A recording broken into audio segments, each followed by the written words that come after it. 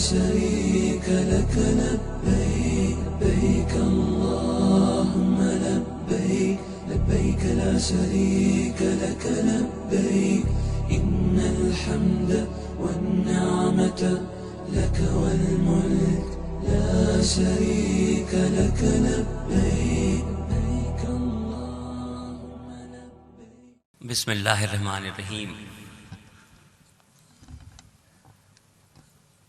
اجازت ہو تو اب حج کا بیان شروع کیا جائے.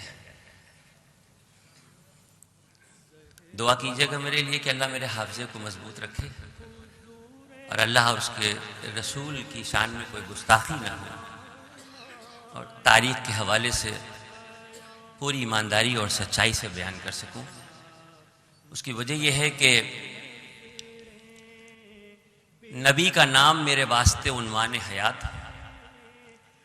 نبی کا ذکر عبادت کے سوا کچھ بھی نہیں. سلام اس پر کہ جس کے گھر نہ چاندی تھی نہ سونا تھا. سلام اس پر کہ ٹوٹا بوریا جس کا بچھونا تھا. فرش پہ ان کے ہم ہمیں، عرش پہ ان کے ہم ہمیں، بھیج رہی ہے کائنات ان پہ درود اور سلام. اس تقریب کے آغاز سے پہلے ایک سوال ہے دل میں جو آپ کے سامنے رکھتے ہیں، اور انشاءاللہ جیسا آپ کا جواب ہوگا اس اعتبار سے ہم اس پروگرام کو آگے کریں گے. جیسا کہ آپ نے کتابوں میں پڑھا ہوگا، بزرگوں سے سنا ہوگا، یا گزرے ہوئے سالوں میں جو لوگ حج کر کے واپس آئے ان سے بھی یہ بات پتہ چلی ہوگی کہ حج کے 5 دن ہیں. عربی کیلنڈر کے 12ویں مہینے کی 8 تاریخ سے 12 تاریخ کے جو 5 دن ہیں یہ حج کے دن ہیں، اور ان تاریخوں کے علاوہ، ان دنوں کے علاوہ کسی بھی قیمت پہ کوئی بھی رقم خرچ کر کے سال میں دوبارہ حج نہیں کیا جا سکتا. جب یہ بات طے ہو گئی کہ حج کے صرف 5 دن ہیں تو پھر آپ 40 دن کا سفر کیوں کر رہے ہیں؟ ایک دن پہلے آپ چلے جائیں، 5 دن کا حج کریں، 7ویں دن واپس آ جائیں. نہ کاروبار سے کوئی دشواری، نہ گھر سے دور. اور ایک بات اور یہاں پر ایک خلش اور پیدا ہوتی ہے کہ اگر حج کے 5 دنوں کے ارادے سے آپ مکہ شریف جا رہے ہیں تو حج کے ارکان میں مدینہ پاک کا تو کوئی ذکر ہی نہیں ہے، اور آپ کا دل تمناؤں سے لبریز ہے کہ روضہ رسول پہ حاضری ہوگی، سلام پیش کریں گے، شفاعت کے طلبگار ہوں گے، بہت سی دل کی باتیں ہوں گی جو آقا سے کر لیں گے. لیکن حج کے 5 دنوں میں تو مدینہ شریف کا کہیں کوئی ذکر نہیں ہے. کوئی بھی ایسا فرض یا واجب یا سنت ایسی نہیں ہے کہ جس کے لیے حج میں کہا جائے. تو کیا یہ سوچ نہیں پیدا ہوتی کہ اگر 5 دن کا سفر 40 دن کا یا 42 دن کا، یا پرائیویٹ سے کچھ لوگ جاتے ہیں تو ان کا بھی کم سے کم بھی اگر ہوتا ہے تو 20, 21, 22 دن کا سفر ہوتا ہے. تو دل یہاں پر اس بات کو جھنجھوڑتا ہے کہ آخر یہ جو بچے ہوئے دن ہیں، یہ جو اتنے زیادہ دنوں کا وقفہ ہے، یا مدینہ شریف کا جو ذکر ہے، تو کہیں نہ کہیں ایسا بھی تو ہے کہ اگر ہمیں ڈے ٹو ڈے کی آئٹنری کہ ہم جس دن جا رہے ہیں اور جس دن ہم واپس ہوں گے اس بیچ میں ہمیں کیا کرنا ہے، یہ ترتیب اگر پتہ چل جائے تو وہاں پر کسی چیز کی کمی نہیں رہے گی اور واپس آنے کے بعد ملال نہیں رہے گا. میں نے گزرے ہوئے کئی سالوں میں معزز لوگوں کو، تعلیم یافتہ لوگوں کو، میں نام نہیں لینا چاہتا، حج کے بعد واپس آنے کے بعد ان سے بات کی تو بڑا افسوس ظاہر کرتے ہوئے انہوں نے کہا کہ گئے تو تھے مسجد قباء، 2 رکعت نماز نفل بھی پڑھی تھی، یہ بھی پتا تھا کہ ایک عمرے کا ثواب ہے، مگر کیوں ہے یہ نہیں پتا. اصحاب صفہ ڈھونڈنے میں 2 دن لگے. غار ثور پہ جب گئے تھے تو ایک اونچا سا پہاڑ دیکھا تھا اور وہاں تک جانے کا ایک عجیب سا راستہ دیکھا تھا، تاریخ نہیں پتا کہ کیا معاملہ ہے. ان باتوں نے دل میں یہ خلش پیدا کی کہ اگر فلم دیکھنے کے بعد 30-40 سال کے بعد بھی لوگوں کے ذہن میں وہ منظر رہتے ہیں. عمر کے اعتبار سے یہاں بہت سے لوگ ایسے بیٹھے ہیں جن سے اگر 60 یا 70 کی کسی فلم کا ذکر کیا جائے تو بالکل سین بتا دیں گے کہ ہاں ایسا تھا ایسا تھا ایسا تھا. تو مسلمان ہونے کی حیثیت سے ہم پہ یہ لازم ہے کہ کم سے کم اگر ہم ایسے مقدس مقامات کی زیارت کرنے کے لیے وہاں پر جو ہم پہ فرائض ہیں ان کو پورا کرنے کے لیے جا رہے ہیں تو اتنا تو معلوم کر ہی لیں ہم کہ ہاں ہم جو کچھ کریں تو اپنے دل کو یہ سکون رہے کہ ہم نے یہاں پر حاضری دی اور یہاں کے حق کو ادا کرنے کی کوشش کی، باقی اللہ کے اختیار میں ہے کہ وہ قبول کرے۔ تاریخ کے حوالے سے جوڑ کے کچھ باتوں کو بتایا جائے تو جلدی سمجھ میں آتی ہے، اور کسی بھی بیان کرنے سے پہلے میں اس بات کی وضاحت اور کر دوں کہ میں کوئی مولانا، مفتی، قاری، حافظ، عالم نہیں ہوں، ایک مسلمان ہوں، اور اس بات کا اپنے دل پہ فرض سمجھتا ہوں کہ ہر مسلمان کو اپنے مذہب کی معلومات ہونی چاہیے اور جتنی معلومات ہو اس کو دوسروں تک بتانی چاہیے۔ اللہ اس کا اجر دیتا ہے۔ میں اپنے کتابوں کے اعتبار سے، بزرگوں سے سنی اعتبار سے بات کی شروعات کرتا ہوں۔ بسم اللہ الرحمن الرحیم۔ شروع اللہ کے نام سے جو بڑا مہربان نہایت رحم والا ہے۔ 1400 سال پہلے کے اس لمحے کو یاد کیجئے جس میں آپ صلی اللہ علیہ وسلم کو جب اللہ رب العزت کی طرف سے ہجرت کا حکم ہوا تو مکہ شریف سے مدینہ منورہ جو 450 کلومیٹر کا راستہ ہے، جو آپ اس سفر میں بس کے ذریعے اگر کریں گے، عام دنوں میں تو یہ ہے کہ بس کا سفر 5.5 سے 6 گھنٹے کا ہوتا ہے، لیکن حج کے موقع پہ بڑی تعداد میں دنیا کے لوگ آئے ہوتے ہیں، لہٰذا یہ سفر تھوڑا سا بڑھ جاتا ہے، 8 گھنٹے 9 گھنٹے یا 10 گھنٹے کا بھی ہو جاتا ہے بس کے ذریعے۔ لیکن آپ صلی اللہ علیہ وسلم نے ہجرت کے سفر کی جب شروعات کی ہے مکہ شریف سے مدینہ منورہ کے لیے تو 13 دن اونٹ کی پیٹھ پہ بیٹھ کے سفر کیا تھا۔ ہم میں سے کسی بھی شخص کو اگر اونٹ پہ بیٹھا کے یہاں سے بڑے چوراہے تک بھیج دیا جائے تو 1 ہفتہ وہ پلنگ سے اٹھ نہیں پائے گا، کمر کا یہ عالم ہوگا۔ اس بات کی وضاحت کرنا اس لیے ضروری ہے کہ اگر ہمارا ایمان یہ کہتا ہے، اگر ہمارا یقین یہ کہتا ہے کہ اللہ رب العزت ہر چیز پہ قادر ہیں، یعنی اللہ پاک کائنات کے ذرے ذرے کے مالک ہیں اور جو چاہیں وہ کر سکتے ہیں، یہ یقین ہے ہمارا کہ نہیں ہے بھائی؟ اور یہ بھی ایک سچ ہے کہ جو ہمارے آقا ہیں نبی کریم سرکار دو عالم صلی اللہ علیہ وسلم، یہ آخری نبی ہیں، یعنی آپ کے دنیا میں تشریف لانے سے پہلے 1.25 لاکھ انبیاء آئے دنیا میں۔ اس کا مطلب یہ پتہ چلتا ہے کہ آپ کے تشریف لانے سے ہزاروں سال پہلے سے دنیا چل رہی ہے۔ تو کیا اللہ پاک یہ نہیں کر سکتے تھے کہ پہلے دنیا کو ایڈوانس کر دیتے؟ جو آج کا ماحول ہے کہ جہاز بھی چلا دیتے، موبائل بھی ہوتا، انٹرنیٹ بھی ہوتا، سارے ذرائع ہوتے، پھر اپنے نبی کو بھیج دیتے۔ لیکن امت کو یہ پیغام دینا تھا کہ دیکھو ہم اپنے محبوب پہ جو دشواریاں پریشانیاں ڈال رہے ہیں، جو تکلیفیں ان کو دے رہے ہیں، یہ امت کے لیے نصیحت اس لیے ہے کہ ہم نے نمونہ کامل بنا کے ان کو دنیا میں بھیجا ہے۔ آج حج کرنے یا عمرہ کرنے جب آپ جاتے ہیں، ہم جاتے ہیں، تو ذرا سی تکلیف ہونے پہ بے شمار باتیں سنانا شروع ہو جاتی ہیں۔ اگر کوئی ایجنٹ کے ذریعے گیا ہے یا کوئی وہاں گیا ہے تو کسی کے روم میں شکایت ہے، کسی کے ہوٹل میں شکایت ہے۔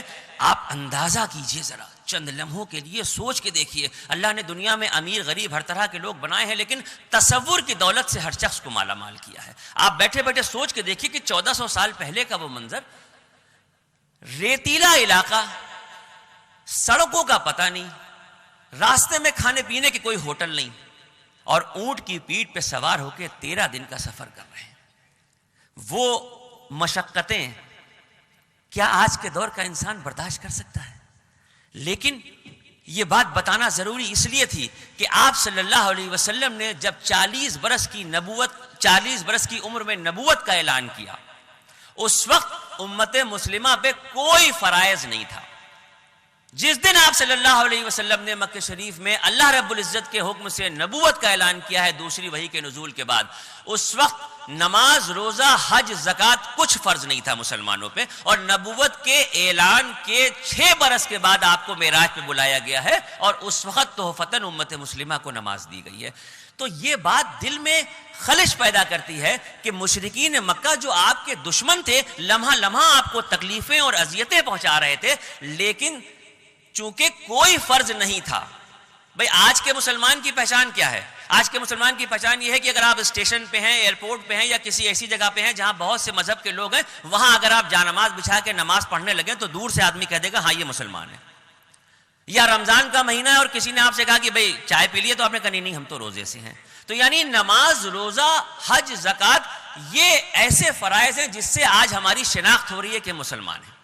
لیکن جب یہ فرائض نہیں تھے، آخر کیا تھا جس کو دیکھ کے مکہ شریف کے لوگ مسلمان ہو رہے تھے؟ وہ جو آپ کے خون کے پیاسے تھے، وہ جو آپ کو قتل کر دینا چاہتے تھے، آخر وہ کون سی چیزیں تھیں آپ میں جس کو دیکھ کے مسلمان ہو رہے تھے؟ وہ چیزیں تھیں جو ہم میں ختم ہو گئی ہیں. وہ کنبہ پروری تھی، وہ اخلاق تھا، وہ امانت داری تھی، وہ دیانت داری تھی، وہ کاروباری لین دین تھے، وہ وعدے کی پابندی تھی، وہ یتیموں کی کفالت تھی، وہ پڑوسی کے حقوق تھے جنہیں مجبور کر دیا مشرکین مکہ کو اسلام قبول کرنے کے لیے. صبر کی انتہا اگر روح زمین پہ کہیں آپ کو دیکھنی ہے تو کتاب کے پنے پلٹ کے دیکھیے تو اللہ کے نبی کی زندگی سے اندازہ ہوتا ہے کہ دنیا میں تشریف لانے سے اور دنیا سے پردہ فرمانے تک کا جو 63 سال کا عرصہ آپ کا دنیا میں گزرا ہے، اس میں تکلیفوں کے پہاڑ ٹوٹے ہیں. آپ دنیا میں تشریف لائے تو 2 روایتیں ملتی ہیں کہ آپ کے دنیا میں تشریف لانے سے چند روز پہلے آپ کے والد کا انتقال ہوا، اور کسی نے لکھا کہ چند روز بعد آپ کے والد کا انتقال ہوا. 6 سال تک دادا کے ساتھ 6 سال تک دادا نے پرورش کی، لیکن 6 برس والدہ بھی دنیا سے رخصت ہو گئی. اب صرف دادا کی گود میں پرورش ہو رہی تھی کہ 8 برس کی عمر میں دادا کا بھی انتقال ہو گیا. یہ غموں کا پہاڑ نہیں ہے. آج ہمارے اوپر اگر ذرا سی بھی کوئی تکلیف اور پریشانی آتی ہے تو ہم سب سے پہلے اللہ سے بدگمان ہوتے ہیں کہ بھئی ہم نے تو کسی کا برا نہیں کیا، ہم نے تو کسی کو تکلیف نہیں پہنچائی، یہ ساری پریشانیاں ہمارے ہی اوپر آ رہی ہیں. وہ اس لیے ہمارے دل میں سوچ پیدا ہوتی ہے کہ ہم نبی پاک سرکار دو عالم صلی اللہ علیہ وسلم کی زندگی سے غافل ہیں.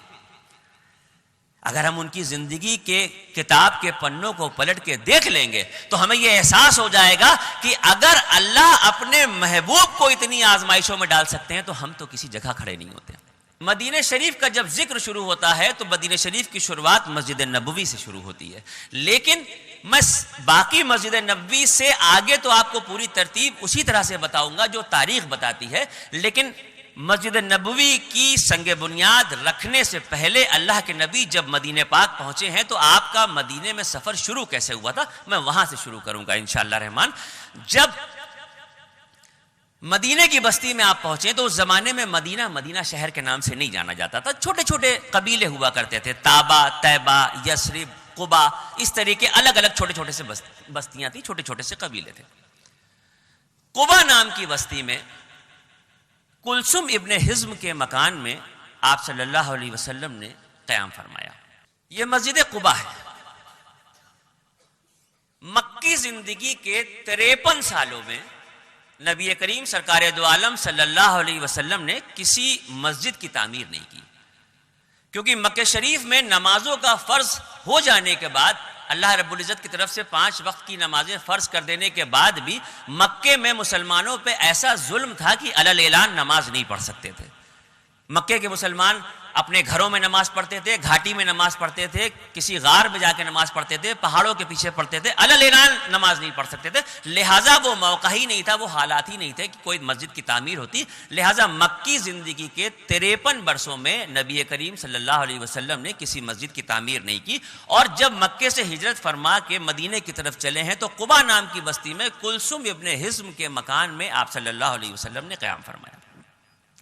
اور 4 دن یا 14 دن الگ الگ 2 روایتیں ہیں. یہ قیام کرنے کے بعد جب مدینے کی طرف چلنے کا ارادہ کیا تو تمام کے تمام صحابہ اکرام جو آپ کے ساتھ تشریف لائے تھے وہاں موجود تھے.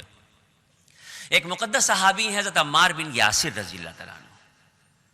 حضرت عمار بن یاسر رضی اللہ تعالیٰ عنہ وہ صحابی ہیں جنہوں نے اس وقت اسلام قبول کیا تھا جب مسلمان انگلیوں پہ گنے جاتے تھے. اور جو تکلیفیں، جو پریشانیاں حضرت بلال نے اور 3-4 اور صحابہ اکرام کا نام آتا ہے برداشت کی ہیں، اس کا تصور بھی کرنا مشکل ہے. ایک مرتبہ آپ صلی اللہ علیہ وسلم حضرت عمار بن یاسر کے گھر کے باہر سے کہیں تشریف لے جا رہے تھے تو کراہنے کی آوازیں آئیں، تکلیف میں جیسے کوئی کراہتا ہے. آپ نے گھر میں داخل ہوئے اور تشریف لے گئے اور پوچھا کہ عمار کیا ہوا؟ تو عمار نے اپنی پیٹھ دکھائی تو پتہ چلا کہ مشرکین مکہ نے جلتی ہوئی آگ سے ان کی پیٹھ کو داغا تھا. بڑے بڑے چھالے اور بڑے بڑے آبلے تھے اور اس میں ایسی شدت کی تکلیف تھی کہ جو آپ سوچ بھی نہیں سکتے.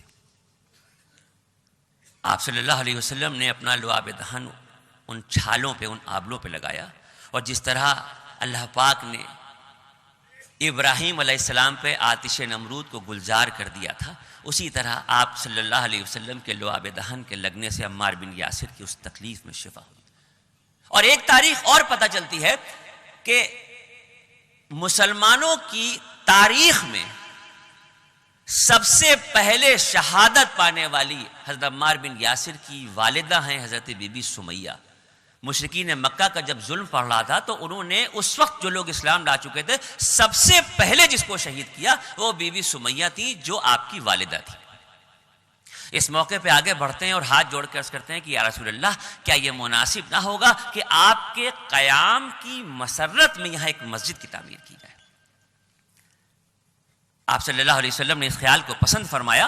سامنے پہاڑ سے ایک پتھر لے کے قبلے کی سمت ایک پتھر رکھا، اور قبلے کی سمت جب پتھر رکھا تو نگاہ اٹھی صحابہ اکرام کے بیچ میں ابو قحافہ کے بیٹے سیدنا صدیق اکبر پہ، اور ان کو حکم ہوا کہ جو پتھر میں نے قبلے کی سمت رکھا ہے اس کے داہنی طرف ایک پتھر رکھو.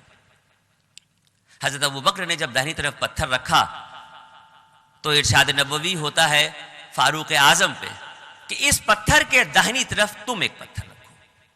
اور جب حضرت عمر فاروق بھی پتھر رکھ دیتے ہیں تو عثمان غنی سے یہ کہا جاتا ہے کہ اس پتھر کے داہنی طرف تم ایک پتھر رکھو. اور اس کے بعد جو حد آپ صلی اللہ علیہ وسلم کے ذہن میں تھی کہ مسجد اتنی بڑی ہونی چاہیے، چند اور صحابہ اکرام سے پتھر رکھوائے، اور جب داہنی طرف کی حد مقرر ہو گئی تو آذربائیجان کو حکم ہوا کہ بائیں طرف پتھر رکھو. اس طرح مسجد قباء کی حد بندی پتھروں سے کی گئی. قرآن میں جس کا ذکر ہے کہ یہ وہ مسجد ہے کہ جس کے پہلے ہی دن سے تقویٰ اور پرہیزگاری کی بنیاد پہ رکھا گیا. اس مسجد کی یہ فضیلت ہے کہ اس میں 2 رکعت نماز پڑھنے سے ایک عمرے کا ثواب ہے. نبی کریم سرکار دو عالم صلی اللہ علیہ وسلم سنیچر کے دن اس مسجد میں جایا کرتے تھے.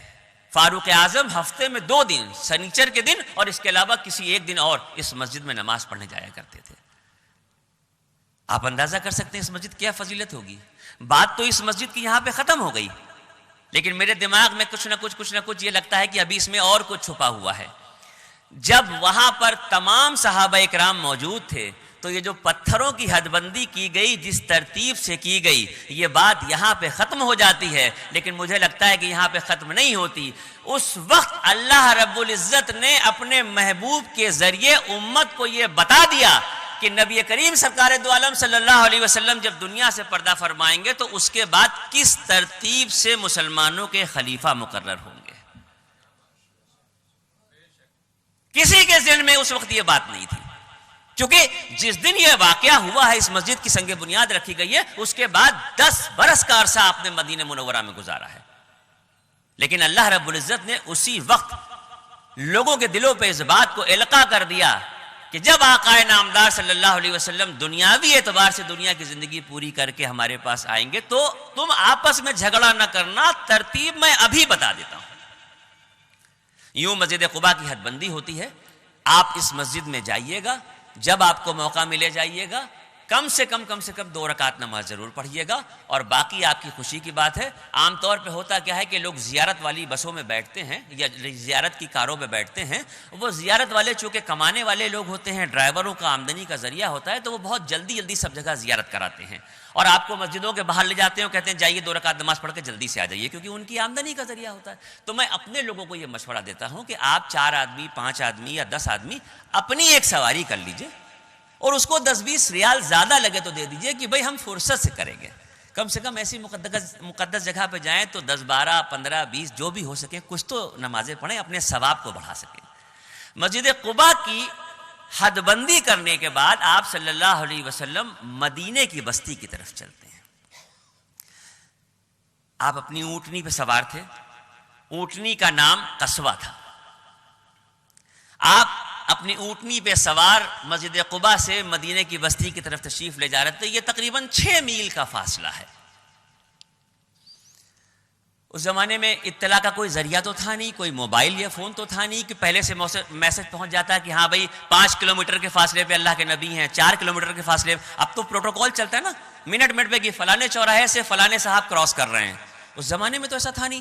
تو ایک امید پہ ادب اور احترام کے ساتھ تمام کے تمام صحابہ کرام جو مدینہ منورہ ہجرت کر کے تشریف لے آئے تھے اور جو مدینہ منورہ میں انصاری صحابی رہتے تھے, ان کا معمول یہ تھا کہ وہ اندازے کے مطابق اپنے گھروں سے نکل کے روز سڑک کے دونوں طرف بڑی تعداد میں کھڑے رہتے تھے کہ نہ جانے کب آقا نامدار سرکار دو عالم صلی اللہ علیہ وسلم تشریف لے آئیں. اور یہ موقع تھا کہ صحابہ کرام سڑک کی دونوں طرف کھڑے تھے. کچھ صحابی پیڑوں پہ چڑھے ہوئے تھے, کچھ اونچے پہاڑوں پہ تھے. اور تاریخ سے پتہ چلتا ہے کہ ایک اونچے سے درخت کے اوپر ایک یہودی کام کر رہا تھا اور اس نے وہاں سے دور سے کچھ گرد و غبار اڑتی ہوئی دیکھی تو اس نے وہیں سے کہا کہ مسلمانوں, تمہیں جن کا انتظار تھا وہ ہستی اب تشریف لا رہی ہے. اور سامنے سے دیکھا تو نبی کریم سرکار دو عالم صلی اللہ علیہ وسلم کا قافلہ تشریف لا رہا ہے. ایک ہی تمنا تھی جو اس وقت صحابہ کرام کے دل میں انگڑائیاں لے رہی تھی. آپ صلی اللہ علیہ وسلم تو تن پہ اپنے ایک جوڑا کپڑا کے علاوہ کچھ لے کے نہیں آئے تھے. جن حالات میں آپ نے ہجرت کی تھی, مشرکین مکہ آپ کے خون کے پیاسے تھے. کس طرح غار ثور میں 3 راتیں گزری وہ میں مکی زندگی میں جب پہنچوں گا تو آپ کو بتاؤں گا. لیکن اندازہ کریں کہ 13 دن کا سفر کرنے کے بعد ایک جوڑے کپڑے میں آپ تشریف لائے ہیں تو ظاہر سی بات ہے کہ نہ رہنے کا پتہ تھا نہ کھانے کا پتہ تھا کہ کہاں جائیں گے. اس موقع پہ ہر صحابی دل کی گہرائی سے, گری اوزاری سے تڑپ تڑپ کے ایک ہی دعا کرتا تھا کہ یہ اللہ, کاش یہ میری قسمت میں لکھا ہو کہ اللہ کا نبی میرا مہمان ہو. کاش کونین کی دولت ہمارے نصیب میں ہو. کاش ہم کو یہ شرف حاصل ہو کہ اللہ کے نبی جو ہجرت فرما کے آئے وہ ہمارے مہمان بنے. ہر شخص, ہر صحابی کے دل کی جب یہ آواز آپ کے کانوں تک پہنچی تو آپ کس کا دل توڑتے اور کس کے یہاں جاتے. تاریخ اس بات کی گواہی دیتی ہے کہ آپ نے اپنی پوری زندگی میں نبوت کے اعلان سے پہلے سے لے کے دنیا سے پردہ فرمانے تک کا ایک بھی لمحہ ایسا نہیں گزرا جو آپ کی ذات سے کسی کو تکلیف پہنچی ہو. کبھی کسی کا دل نہیں توڑا. اب یہاں کس کے گھر جاتے اور کس کا دل توڑتے. آپ نے جب سارے کے سارے صحابیوں کے دل کی یہ کیفیت دیکھی تو آپ نے ارشاد فرمایا کہ میری اونٹنی کی رسی کو چھوڑ دو, اللہ کی طرف سے اس اونٹنی کو خود بتا دیا گیا ہے کہ اسے کہاں بیٹھنا ہے. وہ اونٹنی آہستہ آہستہ آگے بڑھ رہی تھی. جس صحابی کے گھر کی طرف وہ اونٹنی آتی وہ دل پکڑ کے گری اوزاری سے روتے تھے کہ اے اللہ کاش یہ اونٹنی یہی بیٹھ جائے, اللہ کاش یہ اونٹنی یہی بیٹھ جائے, اے اللہ زندگی میں وہ حسین لمحہ آیا ہے کہ کونین کی دولت ہمارے پاس آ جائے. اور جس صحابی کے گھر کے آگے سے اونٹنی گزر جاتی وہ دل پکڑ کے رو دیتے. کچھ دور چلنے کے بعد وہ اونٹنی ایک بنجر زمین پہ بیٹھ گئی جہاں کھجوریں سکھائی جاتی تھی. جیسے ہی وہ اونٹنی اس بنجر زمین پہ بیٹھتی ہے, صحابہ کرام کی صفوں کو چیرتے ہوئے بھیڑ سے تیزی سے خوشی کا اظہار کر کے دوڑتے ہوئے حضرت ابو ایوب انصاری رضی اللہ تعالیٰ عنہ تشریف لاتے ہیں اور قدموں پہ گر جاتے ہیں کہ یا رسول اللہ, یہ تو میری قسمت میں تھا کہ اللہ کا نبی میرا مہمان ہو, کہ اس بنجر زمین اور اس باڑے سے نزدیک سب سے پہلے میرا مکان. 6 مہینے تک حضرت ابو ایوب انصاری رضی اللہ تعالیٰ عنہ کے گھر مکان میں آپ نے قیام فرمایا. اور 6 مہینے گزر جانے کے بعد آپ نے صحابہ کرام کو جمع کیا اور ارشاد فرمایا کہ یہ زمین کس کی ہے جہاں میری اونٹنی بیٹھی تھی. تمام کے تمام مدینے میں انصار و مہاجرین صحابی اس وقت میں موجود تھے, لیکن انصاری صحابی مدینے کے صاحب حیثیت صحابی جو تھے, یوں کہہ سکتے ہیں کہ ٹاپ 5 صحابی جو حیثیت کے اعتبار سے تھے, اس میں اسد ابن زرارہ رضی اللہ تعالیٰ عنہ ایک کھڑے ہوتے ہیں, عرض کرتے ہیں یا رسول اللہ یہ تو پتہ چلے کہ آپ کیوں پوچھ رہے ہیں اس زمین کے بارے میں. آپ ارشاد فرماتے ہیں کہ میں اس زمین کو لینا چاہتا ہوں. صحابہ اکرام جو جان و تن کا نذرانہ پیش کرنے کے لیے ہر لمحہ تیار رہتے تھے, وہ بھلا ایک زمین کے ٹکڑے کو دینے سے انکار کرتے.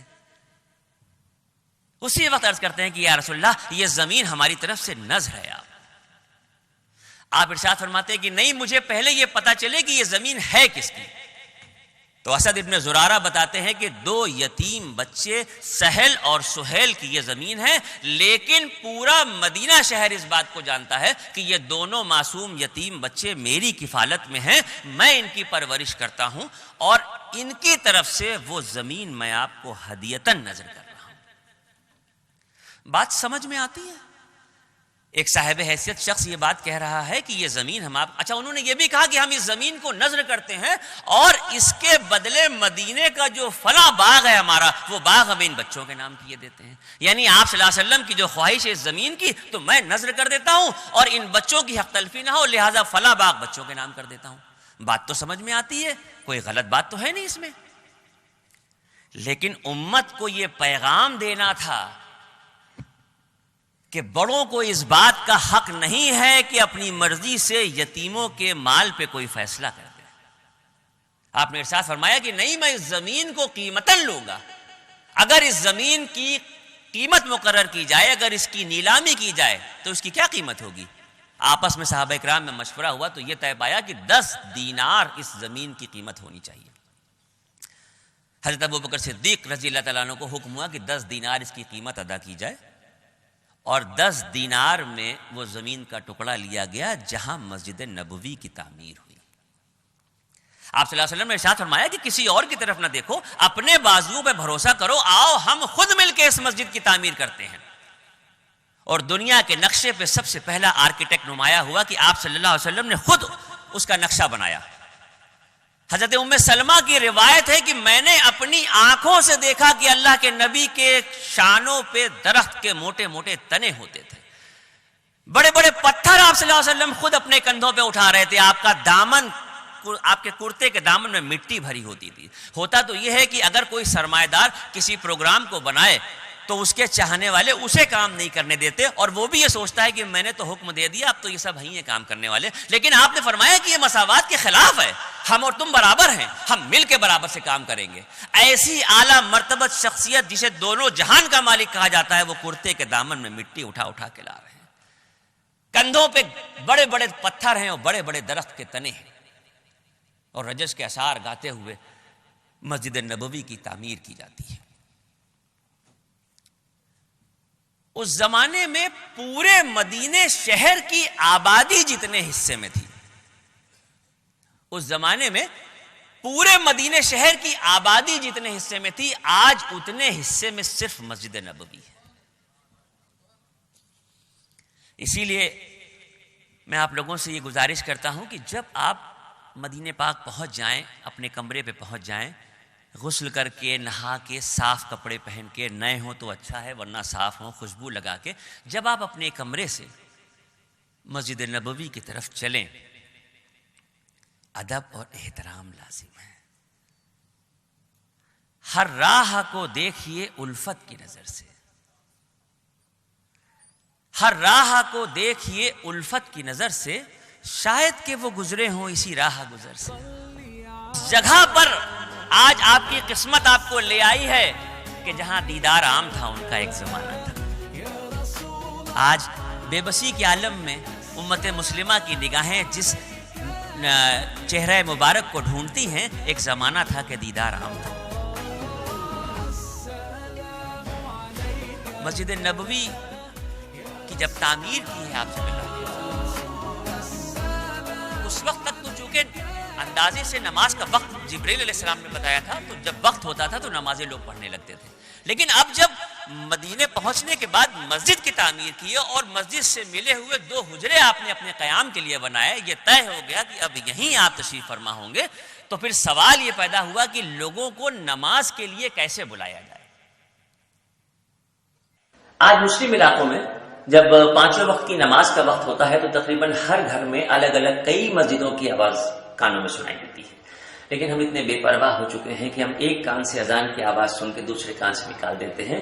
تاریخ اسلام کا وہ لمحہ یاد کیجیے کہ جب مسجد نبوی کی تعمیر کے بعد سوال یہ ہوا کہ مسلمانوں کو نماز کے لیے کیسے بلایا جائے۔ اللہ کے نبی سرکار دو عالم صلی اللہ علیہ وسلم نے تمام کے تمام صحابہ کرام کو جمع کر کے مشورہ کیا۔ اس موقع پر الگ الگ لوگوں نے اپنی باتیں کہی۔ جب نماز کا وقت ہو تو آگ جلائی جائے، آپ نے کہا کہ نہیں، یہ تو مجوسیوں کا طریقہ ہے۔ کسی نے کہا کہ ڈھول بجایا جائے، آپ نے کہا کہ نہیں یہ تو یہودیوں کا طریقہ ہے. کسی نے کچھ کہا, کسی نے کچھ کہا, سب نے اس زمانے میں جو چلن چلتا تھا اس کے اعتبار سے الگ الگ مذہب کے جو لوگ کرتے تھے وہ باتیں بتائیں, لیکن آپ نے اس وقت کسی بات کو پسند نہیں کیا. تو جب اس وقت کوئی بات طے نہیں ہوئی تو یہ طے ہوا کہ بلال اونچی آواز والے ہیں, جب نماز کا وقت ہو تو مدینے کی ان گلیوں میں جہاں اہل ایمان بستے ہیں الصلاۃ جامعۃ کا نعرہ لگائیں. تو حضرت بلال کا یہ معمول ہوا کہ اس وقت کے بعد سے جو نماز کا وقت ہوتا تو وہ مدینے کی گلیوں میں جاتے اور الصلاۃ جامعۃ کا نعرہ لگاتے کہ آؤ نماز کے لیے آ جاؤ. اس بات کو 2 یا 3 دن گزرے تھے, صرف 2 یا 3 دن گزرے تھے. فجر کی نماز سے کچھ پہلے کا واقعہ ہے. عبداللہ ابن زید انصاری اور فاروق اعظم فجر کی نماز کے لیے اپنے اپنے گھروں سے مسجد نبوی کی طرف چلتے ہیں تیز قدموں کے ساتھ. عبداللہ ابن زید انصاری اللہ کے رسول کی خدمت اقدس میں حاضر ہوتے ہیں اور عرض کرتے ہیں کہ یا رسول اللہ, میں کچھ سویا کچھ جاگا سا تھا کہ میں نے ایک عجیب سا خواب دیکھا. میں نے خواب دیکھا کہ ایک شخص ناقوس بیچ رہا ہے. میں نے اس سے پوچھا کہ کیا تم یہ بیچ رہے ہو؟ اس نے کہا میں بیچ رہا ہوں. میں نے کہا ایک میرے ہاتھ بیچ دو. تو اس ناقوس بیچنے والے نے پوچھا کہ تم یہ کیوں خریدنا چاہتے ہو؟ عبداللہ ابن زید انصاری نے کہا کہ ہم اسے بجا کے مسلمانوں کو نماز کے لیے بلانا چاہتے ہیں. یہ موقع تھا کہ اس ناقوس بیچنے والے نے کہا کہ کیا میں تمہیں اس سے کوئی بہتر صورت نہ بتاؤں؟ اور پھر اس نے پورے کلمات اذان سنا دی. یہ موقع تھا کہ حضرت عمر فاروق کی زبان سے نکلتا ہے کہ یا رسول اللہ بلا مبالغہ یہی خواب میں نے بھی دیکھا. اور اس خواب کے واقعے کے دوسرے دن جبرائیل علیہ السلام اللہ رب العزت کی بارگاہ سے اذان کے یہی کلمات لے کے آئے, اور اس دن یہ طے ہو گیا کہ قیامت تک مسلمانوں کو نماز کے لیے بلانے کے لیے اذان کے یہ الفاظ ہوں گے. اور اس وقت یہ ہوا کہ بلال اونچی آواز والے ہیں, ان کو اذان کے کلمات یاد کرا دیے جائیں. عبداللہ ابن زید انصاری سے یہ حکم دیا گیا, اور پھر چشم فلک نے وہ منظر دیکھا کہ حضرت بلال اللہ کے رسول کے حکم پہ مسجد نبوی کی دیوار پہ کھڑے ہوئے, اور پہلی مرتبہ مؤذن بارگاہ نبوی کی زبان سے اذان کے کلمات فضاؤں میں گونجے. آپ صلی اللہ علیہ وسلم نے ارشاد فرمایا کہ قیامت کے دن اذان دینے والوں کی گردنیں اٹھی ہوئی ہوں گی, ان کے چہرے چمک رہے ہوں گے. یعنی اذان دینے والے کا, مؤذن کا یہ مرتبہ ہے کہ قیامت کے دن اذان دینے والوں کی گردنیں اٹھی ہوئی ہوں گی, ان کے چہرے چمک رہے ہوں گے. اور ہماری بد نصیبی یہ ہے کہ 1400 اور 1500 روپے میں ہم مؤذن کی تنخواہ پہ اس کو رکھتے ہیں, اور اس میں یہ رہتا ہے کہ مسجد کی صفائی بھی تمہیں کو کرنی ہے. ضمیر کو جھنجھوڑنے والی بات یا نہیں ہے؟ جس کے مرتبے کی انتہا یہ ہے کہ قیامت کے دن وہ ہم میں سب سے الگ دکھ رہا ہوگا, اس کی گردنیں اٹھی ہوئی ہوں گی, چہرے چمک رہے ہوں گے, دور سے لوگ پہچان لیں گے کہ ارے یہ اذان دینے والے آ رہے ہیں, مؤذن آ رہے ہیں. وہ 1400 اور 1500 روپے کی تنخواہ پہ مسجدوں میں کام کر رہے ہیں, اور اگر صفائی پراپر نہ کریں تو امام صاحب کی یا متولی صاحب کی ڈانٹ سنتے ہیں کہ اگلے مہینے سے ہٹا دیے جاؤ گے. ہم صرف آج برائی میں حسکا کرتے ہیں, اس وقت اچھائی میں حسکا ہوتا تھا. جب آپ صلی اللہ علیہ وسلم نے یہ عظمت اور فضیلت بتائی کہ اذان دینے والوں کا یہ مرتبہ ہوگا, تو کئی صحابیوں نے ہاتھ جوڑ کے عرض کیا کہ یا رسول اللہ یہ تو ہمارے ساتھ حق تلفی ہو رہی ہے. حضرت بلال کی قسمت میں یہ آیا کہ وہ زندگی میں اذان دیں گے اور ہم اذان سے محروم رہیں گے. تو اس وقت آپ نے ارشاد فرمایا کہ اذان کے الفاظ جب تمہارے کانوں میں سنائی دیں, یعنی مؤذن کی زبان سے اللہ اکبر کی صدا بلند ہوئی, تو جب مؤذن کے الفاظ مکمل ہو جائیں تو سننے والے اس کو دہراتے جائیں. جب سننے والے دہراتے جائیں گے تو وہ بھی اسی ثواب کے مستحق ہوں گے. اتنی آسانی سے اعمال کی کمائی, کسی چیز کی کمائی دنیا میں کہیں نہیں ہو سکتی. یہاں فری میں سب کچھ دیا جا رہا ہے. اللہ پاک بہانے ڈھونڈ رہے ہیں کہ تم کچھ تو ایسا کر دو کہ مجھے بخشنے کے لیے, مغفرت کے لیے کوئی ذریعہ مل جائے. بھئی یہ بھی تو ترتیب بن سکتی تھی کہ ایک دن یہ اذان دیں گے, ایک دن یہ دیں گے, ایک دن یہ دیں گے. سارے صحابی اللہ کو عزیز تھے, اللہ کے رسول کو عزیز تھے, لیکن آپ نے امت کے لیے کر دیا. آپ نے فرمایا کہ جب مؤذن کی آواز تمہارے کان میں آئے تو مؤذن کے الفاظوں کو تم دہراؤ, اور جب اشہد ان محمد رسول اللہ ہے تو صلی اللہ علیہ وسلم کو. اذان اس طرح سے شروع ہوئی, اور اس اذان کی شروعات کے 10 یا 12 دن کے بعد تاریخ میں ایک چیز کا اضافہ اور ہونا تھا. حضرت بلال کا معمول یہ تھا کہ وہ فجر کی نماز کے بعد مسجد نبوی کی دیوار سے اترتے اور اللہ کے رسول کے حجرہ مبارک کے باہر آ کے کھڑے ہو جاتے اور چند لمحوں میں اللہ کے نبی اپنے حجرہ مبارک سے تشریف لاتے. حضرت بلال پروٹوکول کی حیثیت سے آپ کے ساتھ ساتھ مسجد نبوی میں آتے اور یوں جماعت ہوتی. چند روز گزرے ہوں گے اذان کے بعد کہ ایک دن حضرت بلال فجر کی اذان کے بعد دیوار سے اتر کے اللہ کے نبی کے حجرہ مبارک کے باہر آ کے کھڑے ہوئے اور جتنے وقفے میں جتنی دیر میں آپ صلی اللہ علیہ وسلم باہر تشریف لے آتے تھے اس سے کچھ زیادہ کا وقت گزرا.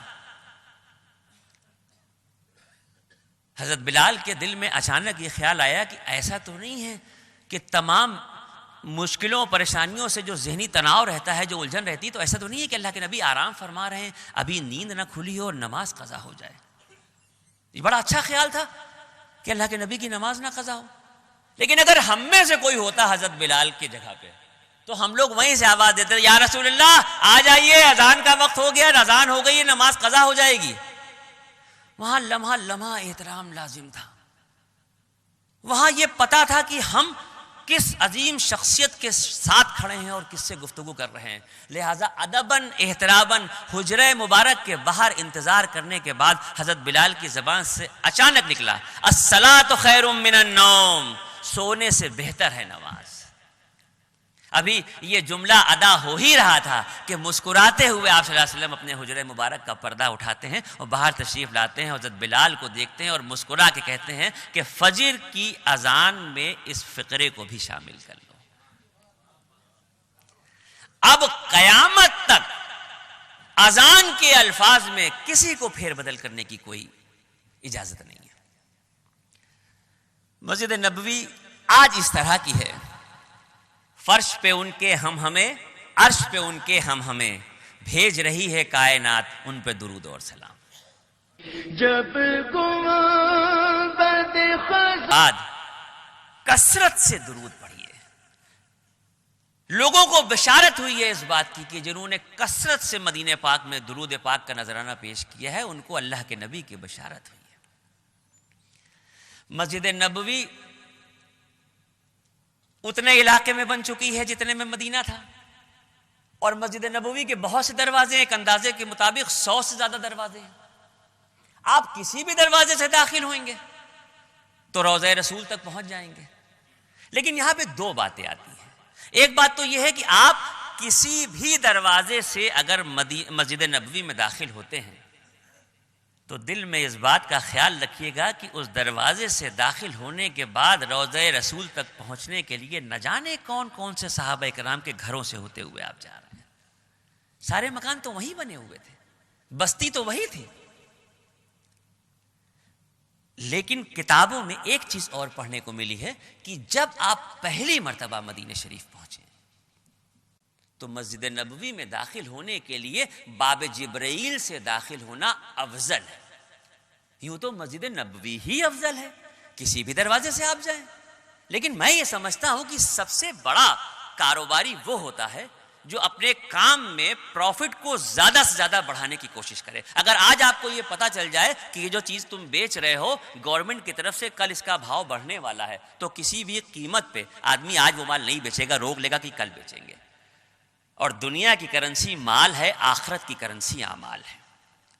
اگر اللہ رب العزت نے ارشاد فرمایا کہ جس طرح انسان کی موت اس کو ڈھونڈ کے اس تک پہنچتی ہے اسی طرح اس کا رزق اس کو ڈھونڈ کے اس تک پہنچے گا, تو جب ہماری زندگی کا آخری سانس سے پہلے تک کا رزق اللہ نے کنفرم کر دیا ہے تو سمجھدار آدمی کی تو پہچان یہ ہے کہ اعمال کی کرنسی کی اگر انکم ہو, مال کی کرنسی کی اگر انکم ہو چکی ہے تو اعمال کی کرنسی کی انکم کرو. تو اگر یہ بتایا گیا کہ باب جبرائیل سے داخل ہونا افضل ہے, کیونکہ باب جبرائیل سے جب آپ داخل ہوتے ہیں تو وہیں پہ روضہ رسول ہے, وہیں پہ ریاض الجنہ ہے, وہیں پہ اصحاب صفہ ہے, اور جبرائیل علیہ السلام اسی طرف سے تشریف لاتے تھے جب کسی وحی کا نزول ہوتا تھا. لہذا یہ باب جبرائیل کا میں نے راستہ دکھایا.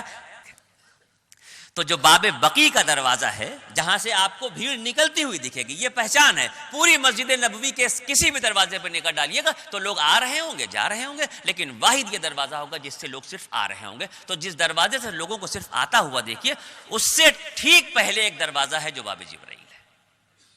اور اگر یہاں پہنچنے کے بعد ترتیب کے اعتبار سے، کبھی کبھی صفائی کے اعتبار سے وہاں پر پولیس والے راستے کو بند کر دیتے ہیں، تو آپ راستے کو بند دیکھ کے، دروازے کو بند دیکھ کے یہ نہ سمجھیں کہ یہ ہمیشہ کے لیے بند ہو گیا، کچھ دیر کے لیے بند ہوتا ہے وہ، اور اس کے بعد پھر کھل جاتا ہے۔ اس کی فضیلت کیا ہے؟ ایک تو جبرائیل علیہ السلام یہاں سے تشریف لاتے تھے، آپ باب جبرائیل سے جیسے ہی اندر داخل ہوں گے، باب جبرائیل سے داخل ہوتے ہی جیسے ہی آپ اس طرح سے باب جبرائیل سے داخل ہوں گے تو آپ 12 یا 13 قدم اپنے قدموں کے اعتبار سے چلیں گے کہ سیدھے ہاتھ پہ یہ چبوترا آپ کو دکھائی دے گا، صفہ۔ سوال یہ پیدا ہوتا ہے کہ جب پوری مسجد ایک پلیٹ فارم پہ بنی ہوئی ہے، پوری مسجد کا فرش ایک برابر ہے، تو پھر آخر یہ 1.5 فٹ اونچا یہ چبوترا اونچا کیوں کیا گیا؟ کسی کے ٹھوکر لگ سکتی ہے، کوئی گر سکتا ہے، اس کو بھی توڑ کے برابر کر دینا چاہیے تھا۔ خلش پیدا ہوتی ہے، تاریخ دیکھنے پہ مجبور ہوتا ہے انسان کہ آخر اس چبوترے کو کیوں نہیں توڑا؟ روضہ رسول کے بالکل سامنے ہے، باب جبرائیل سے داخل ہوئیے تو داہنے ہاتھ پہ سب سے پہلے یہ ہے۔ جب آپ صلی اللہ علیہ وسلم نے مسجد نبوی کی تعمیر کی تو اپنے مسجد نبوی کے برابر میں اپنے لیے حجرے کی تعمیر کی اور اس کے سامنے ایک چبوترے کی تعمیر کی تھی۔ یہ چبوترا صفہ کے نام سے جانا جاتا ہے۔ صحابہ اکرام، ایسے صحابہ اکرام جو اللہ کے رسول کی زبان مبارک سے قرآن کے الفاظ سننے کے بعد املا کر لیتے تھے، یا تو حفظ کر لیتے تھے یا لکھ لیتے تھے، اور کچھ صحابی ایسے تھے جو آپ صلی اللہ علیہ وسلم کی زندگی کے ایک ایک لمحے کو اپنے قلم میں قید کر رہے تھے، اپنے حافظے میں قید کر رہے تھے، جو حدیث کی شکل میں آج ہم کو ملی ہے۔ یہ بڑی محنت کے بعد یہاں تک ہمارے پاس آئی ہے، ورنہ آپ صلی اللہ علیہ وسلم پہ قرآن کی وحی کا نزول ہوا تو قرآن تو آسمانی کتاب ہے، اللہ نے وعدہ کیا اس کی حفاظت کا، وہ محفوظ رہے گی ہمارے پاس، کتاب کے ورق میں بھی اور لوگوں کے دل میں بھی، لیکن آپ کی زندگی میں کس طرح کی زندگی گزری یہ ہمیں کیسے پتا؟ یہ حدیث کے حوالے سے ہمیں پتا چلتا ہے۔ تو کچھ صحابی ایسے تھے جو اس چبوترے پہ جو تعلیم حاصل ہوتی تھی، تو تقریباً جو صحابہ اکرام کی تعداد، صفہ کے جو صحابی تھے ان کی تعداد تقریباً 250 کی ہے، لیکن ایک وقت میں 30، 35 یا 28 صحابی اس پہ تعلیم حاصل کرتے تھے۔ اور اسی مفلسی کے عالم میں سپوز 30 صحابی ہیں یا 35 ہیں، تو اس میں سے 10-12 ایسے ہوتے تھے جو مدینے کی بستی میں جاتے تھے، لکڑیاں کاٹتے تھے، محنت مزدوری کرتے تھے، کچھ آمدنی کماتے تھے، اور جو پیسے ملتے تھے، جو معاوضہ ملتا تھا کام کے بعد، اس سے کھانے پینے کی کچھ چیز لے کے آتے تھے اور سب لوگ آپس میں مل کے کھاتے تھے۔ لیکن ایسا بھی ہوتا تھا کہ کئی دن فاقے کے گزر جاتے تھے۔ اللہ معاف کرے، مجھے کہنا نہیں چاہیے، لیکن آج مجھے نہیں لگتا کہ اس بھیڑ میں کوئی بھی شخص ایسا ہو جس نے 1 دن یا 2 دن کا فاقہ کیا ہو۔ اللہ سب کے گھر میں رزق کی برکت دے۔ حضرت عائشہ صدیقہ ارشاد فرماتی ہیں کہ اللہ کے نبی کا یہ عالم تھا کہ 2 مہینے کی مدت گزر جاتی تھی، ہمارے گھر چولہا نہیں جلتا تھا، آسمان پہ ایک لکیر کی شکل میں چاند نکلتا تھا، بڑھتے بڑھتے پورا ہوتا تھا، گھٹتے گھٹتے ختم ہوتا تھا، دوسرے مہینے کا چاند نکلتا تھا، 2 مہینے کی مدت گزر جاتی تھی، ہمارے گھر چولہا نہیں جلتا تھا۔ کبھی اللہ کے نبی جو کے دانے پھانک لیتے تھے، کبھی کچھ کھجور کھا لیتے تھے، کبھی ستو پھانک لیتے تھے۔ اس طرح سے آپ کی زندگی، ایسا نہیں تھا کہ آپ کے پاس کچھ تھا نہیں، لیکن انفاق فی سبیل اللہ کا جو دل میں خیال تھا وہ ہر لمحہ اس کوشش میں ہوتا تھا کہ سب سے پہلے آنے والے کی مدد کر دی جائے، اپنی فکر بعد میں کی جائے، جس کی ایک بہت اہم حدیث و مثال ہے جو میں آپ کو دینے جا رہا ہوں۔ اس چبوترے پہ جو صحابہ اکرام کام کرتے تھے، رہتے تھے، تعلیم حاصل کرتے تھے، اس میں ایک مقدس صحابی ہیں حضرت ابو ہریرہ رضی اللہ تعالیٰ عنہ، 6600 حدیثیں انہوں نے روایت کی ہیں، واحد صحابی ہیں جنہوں نے اتنی بڑی تعداد میں حدیثیں روایت کی ہیں۔ یمن کے رہنے والے تھے، اللہ کے نبی کی شہرت کو سن کے یمن سے مدینہ آ گئے تھے، 30 سال کی عمر میں انہوں نے اسلام قبول کیا تھا۔ کہتے ہیں، اپنا ایک واقعہ بیان کرتے ہیں کہ 4 دن کے فاقے کا تھا میں۔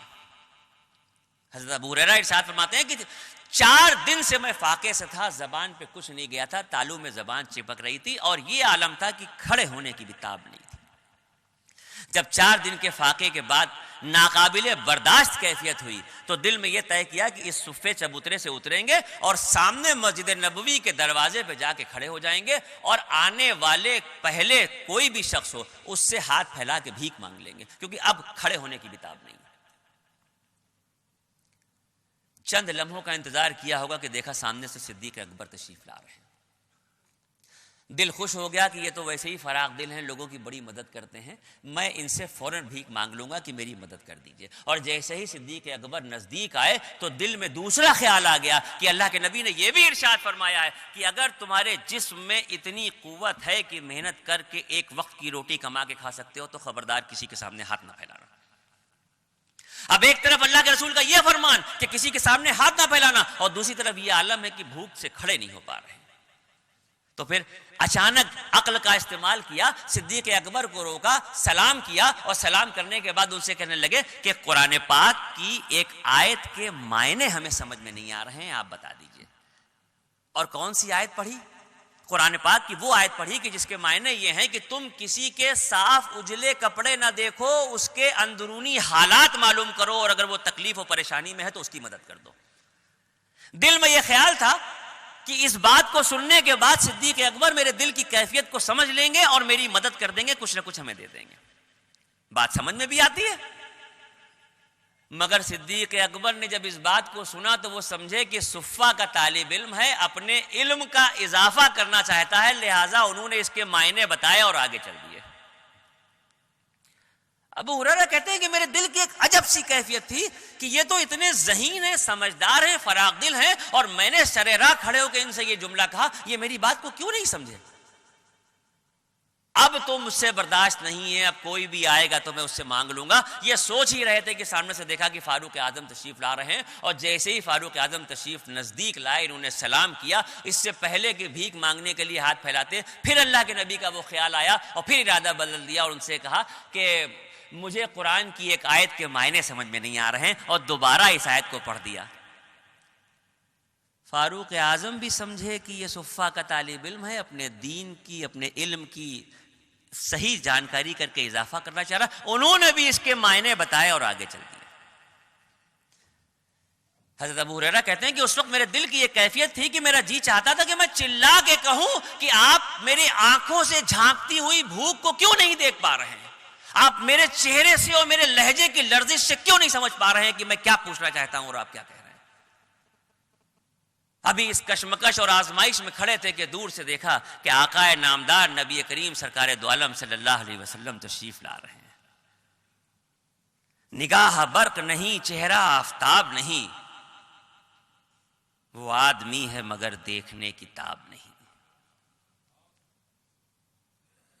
حضرت ابو ہریرہ کہتے ہیں کہ جب میں نے اللہ کے نبی کو دور سے نزدیک آتے دیکھا تو دل میں یہ کشمکش سی تھی کہ میں کیا کہوں اور کیا نہ کہوں، اس سوچ میں ہی کھڑا تھا کہ نبی کریم نزدیک تشریف لاتے ہیں، اور آنے کے بعد بغیر میرے کچھ کہے ہوئے میرا ہاتھ پکڑتے ہیں اور کہتے ہیں ابو ہریرہ میرے ساتھ حجرے میں آؤ۔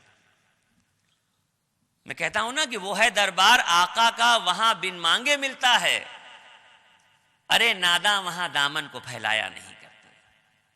آپ کو کہنے کی ضرورت نہیں ہے، سب کچھ وہاں پر القاء ہو رہا ہے۔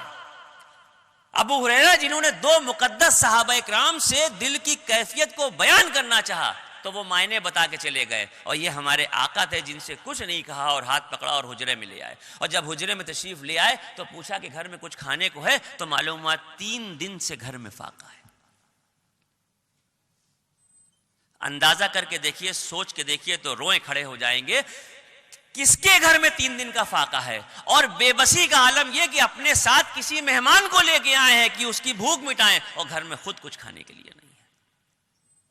جو اور حجرے ازواج مطہرات کے تھے وہاں باندی کو بھیجا گیا، اور وہ سب جگہ سے پوچھ کے واپس آئی اور اس نے کہا کہیں آج کھانے کے لیے کچھ نہیں ہے، سب کے ہاں فاقہ ہے۔